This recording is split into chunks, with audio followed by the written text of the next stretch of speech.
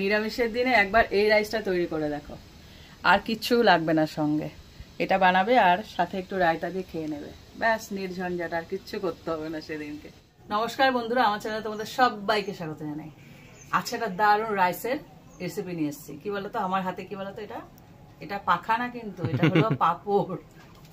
পাঁপড় আছে, দেখো কি কি পড়বে, অনেক কিছু পড়বে, একদম দুর্দান্ত স্বাদের এই রেসিপিটা না, মানে কি বলবো, ঘরে হয়তো মনে করছে আজকে কিছু রান্না করবো না, শুধু এই রাইসটা করে একটু রায়তা অথবা স্যালাড করে খেয়ে নেবে। এখানে আছে ছোলার ডাল, এখানে আছে আলু ভাজার মতন আলু কাটা, কি কি পড়ছে দেখো, পাঁপড়, আরো আছে এখানে আছে বাদাম, অনেক কিছু দিয়ে রেসিপিটা করবো। তো চলো শুরু করে এক তাড়াতাড়ি করে। দেখো আমার উনুন ধরানো হয়ে গেছে, এবার আমি জলটা বসিয়ে দিই। চালটা যে দেবো তার আগে জলটাকে রেডি করি। জলের মধ্যে একটু লবণ, এটা তোমরা সব সময় জানো, এটা নতুন করে দেখানোর কিছু নেই, তাও বলে দিচ্ছি। একটু তেল, আর হলো গোটা গরম মশলা, দারচিনি, ছোট এলাচ, এটা দিয়ে জলটাকে ফুটতে দেবো। তারপরে দেবো চালটা। এখানে আমি চালটাকে এই 1.5 ঘন্টা আগে ভিজিয়ে রেখেছি, 1 ঘন্টা আগে ভেজালেও হবে।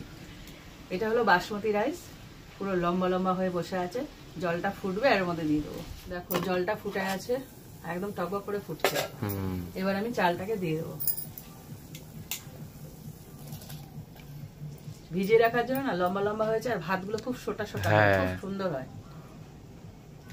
আমি ঘরে যে রান্না করি নর্মাল যে চাল, সেটাকেও ভিজিয়ে রাখি। আমি না ভিজিয়ে ভাত রান্না করিই না, এতে ভাতটা ভালো হয়। এবার এটাকে ফুটতে দেবো। 70% রান্না করে নামাতে হবে, পুরোপুরি যেন একদম ভাত যেরকম নামাই সেরকম না হয়, কারণ এখানে অনেক কিছু মেশাতে হবে, তো তখন ওটা নাড়াচাড়া করবে। তার জন্য একটু খিলা খিলা, মানে ঝুরঝুরে যদি করতে চাও, খিলা খিলা বলছে, আমি হিন্দি বলছি, তাহলে কিন্তু একটু শক্ত থাকতে নামাতে হবে। দেখো ঠিক এরকম শক্ত থাকতে নামাবে, এর থেকে বেশি গলানো যাবে না। এটাকে আমি ফ্যান ঝাড়তে দিয়ে দিই।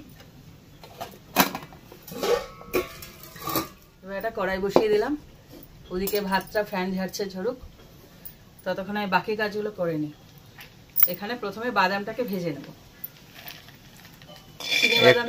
ভালো কাজ বেশ, হ্যাঁ একটা ভালো কাজ বেশ।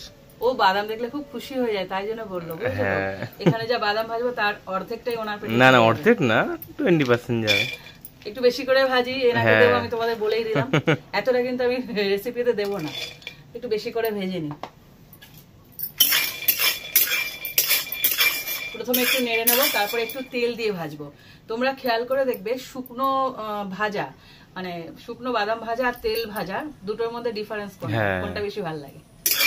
3 থেকে 4 মিনিট এভাবে ভেজে নেবে। দেখো খোসা আলাদা হওয়া শুরু হয়ে গেছে, এই যে ঠিক এই সময় তেলটা দেবে।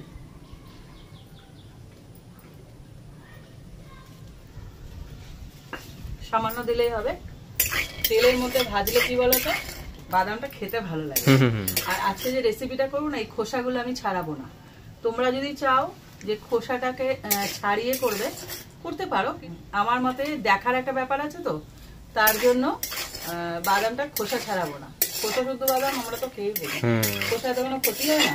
তবে বাদামটা যখন ভাত সাদা হয়, তার মধ্যে লাল লাল বাদাম দেখতে ভালো লাগে, আর কিছু না। কিন্তু বাদামটাকে দেখো একদম লালচে করে ভেজে নিয়েছি, পুরো কালার চেঞ্জ হয়ে গেছে।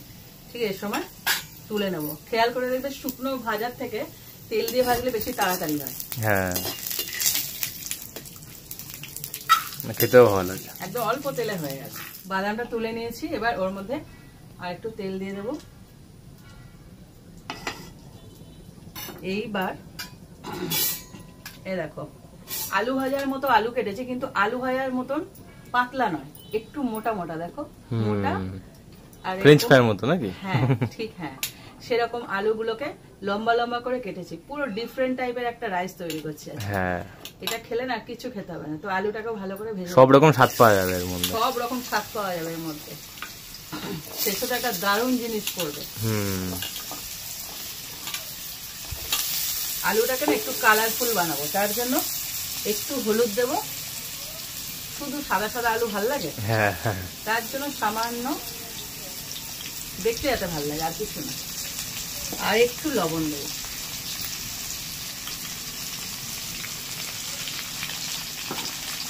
এবার আলুটাকে ভেজে নেব।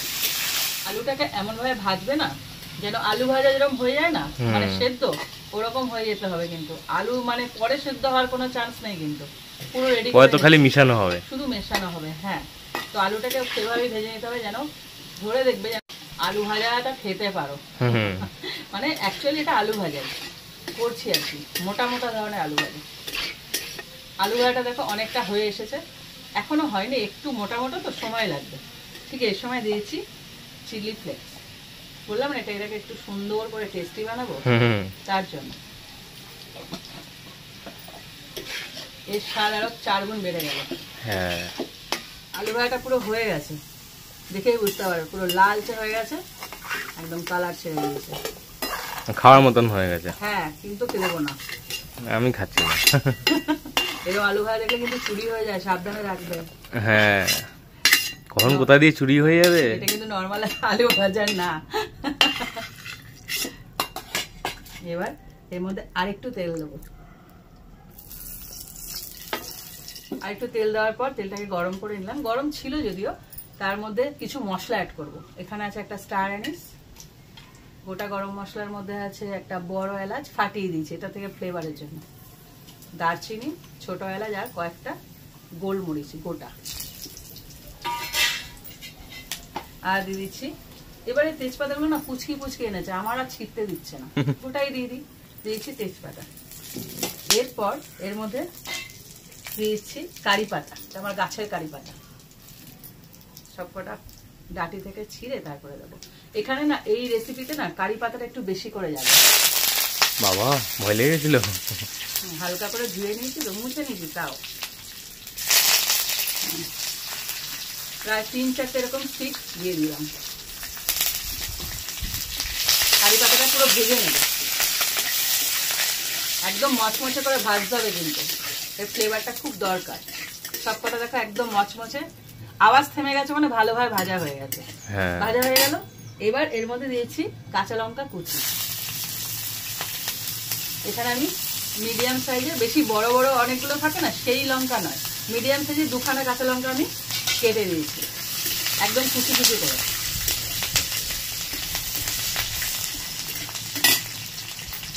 এরপর এর মধ্যে দিচ্ছি সর্ষে গোটা,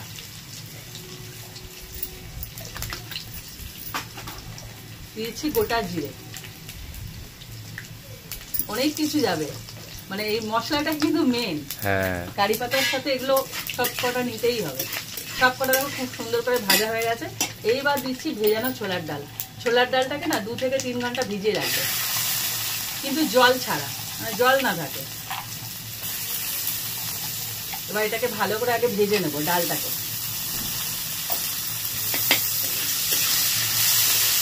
কি সুন্দর গন্ধ বেরিয়েছে,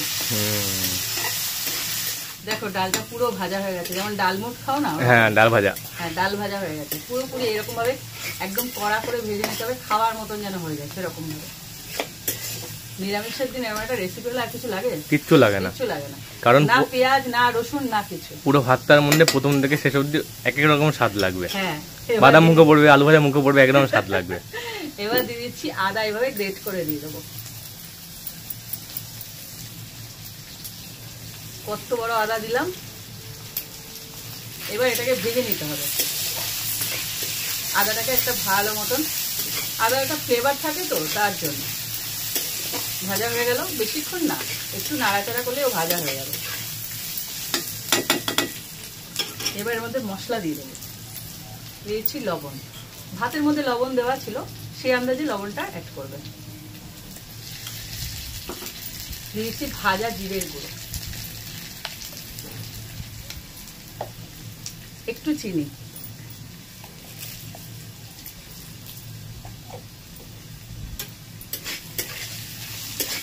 আর এটাকে একটু কালারফুল করার জন্য সামান্য, একদম মানে কি বলবো নামমাত্র দিয়ে দেবো একটু কাশ্মীরি লঙ্কার গুঁড়ো। এটা অপশনাল, তোমরা না চাইলে নাও দিতে পারো, কারণ এর মধ্যে চিলি ফ্লেক্স গেছে আর কাঁচা লঙ্কা কুচিয়ে গেছে। ঝালের কিন্তু খুব দরকার নেই, এটা ঝালের জন্য না, এটা কালারের জন্য দিচ্ছি হালকা।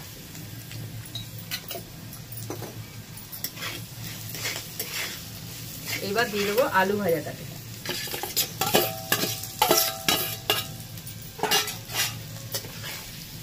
সব মিশানোর পালা এখন নাকি? হ্যাঁ, এবার সব মেশানোর পালা। সব ভেজে ভেজে তুলেছি, এবার শুধু মেশাতে থাকবো, কারণ রান্না প্রায় 70% হয়ে গেছে। আসল হলো এইগুলোই, কেননা তোমাদের প্রথমেই বলেছি এটা কিন্তু রেসিপি হয়ে গেল।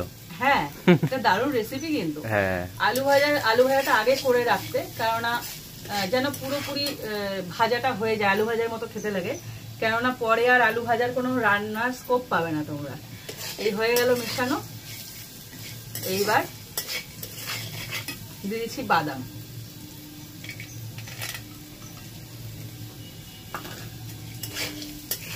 কত বাদাম দিয়েছি, গিজ গিজ করছে। সমস্ত কিছু দেওয়া হয়ে গেছে, শুধু একটা জিনিস বাকি, সেটা শেষে পড়বে। এবার আমি রাইসটাকে মেশাবো। সব উপকরণ দেওয়া হয়ে গেছে।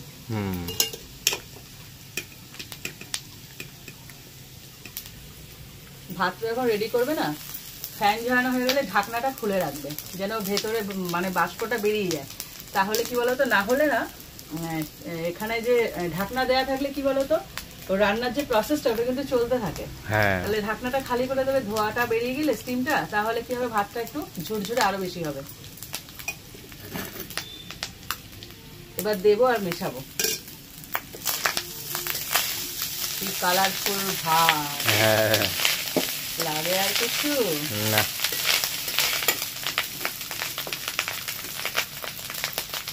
ভাত এরকম ঝুরঝুরে না হলে ভালো লাগে না। খাবো, ভালো করে খাবো, কি বলো?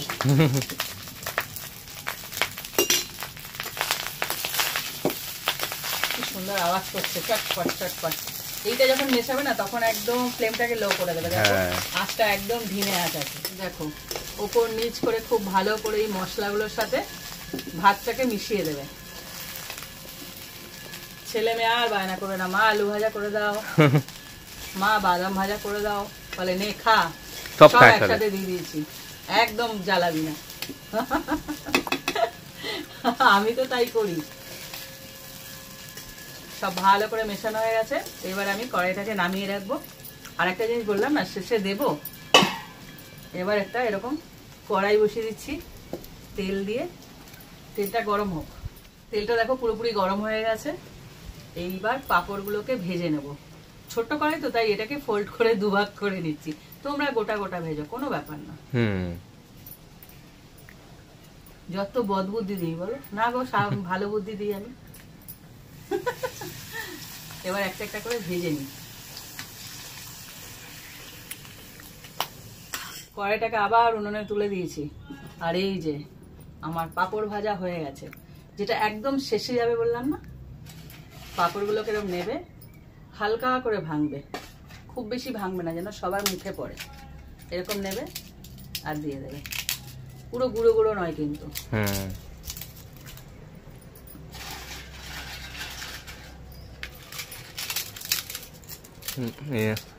খুব ইউনিক, বেশ দারুণ না? এবার হালকা হাতে মেশাবে, মানে পাঁপড় একটুতেই ভেঙে যায়। এটার একটা কি বলতো অসুবিধা আছে। এটা অসুবিধা আমি বলছি, তোমাদের কাছে সুবিধা কিনা জানি না। এটা করে না ইনস্ট্যান্ট খেয়ে নেবে। কেন বলতো, এটা রেখে দিলে নিতেই যাবে। পাঁপড় মেশানো তো যখনই করবে, মানে খাবে ঠিক তার আগের মুহূর্তে করবে, মচমচ করবে, দেখবে তার আগের মুহূর্তে পাঁপড় মেশালে হবে। মানে বাদামও তো আছে, ভাজা বাদাম, পাঁপড় সবকিছু, এগুলো মচমচ না খেলে না ভালো লাগে না। তো হালকা করে মিশিয়ে নিলাম। নিরামিষের দিন এই রেসিপিটা ট্রাই করো। আমি বলছি, সঙ্গে একটুখানি রায়তা অথবা স্যালাড, আর কিচ্ছু লাগবে না, কারণ সব এর মধ্যে বর্তমান। তো এরকম একটা নিরামিষের দিন ট্রাই করার পর আমাকে একটু থ্যাঙ্কস জানিও তো, অবশ্যই থ্যাঙ্কস জানাবে। আমি বলছি এটা দারুণ রেসিপি আজকে শেয়ার করলাম। নেচে নেচে খাবে, বাচ্চা থেকে বড় সবাই আনন্দের সঙ্গে খাবে। কমেন্ট করো কেমন লাগলো, আর ভালো লাগলে লাইক দিও। এই রেসিপিটা অবশ্যই শেয়ার করো, আর এরকম আরো রেসিপি পেতে আমার চ্যানেলটা সাবস্ক্রাইব করে দিও। তো আজকের মতন টাটা।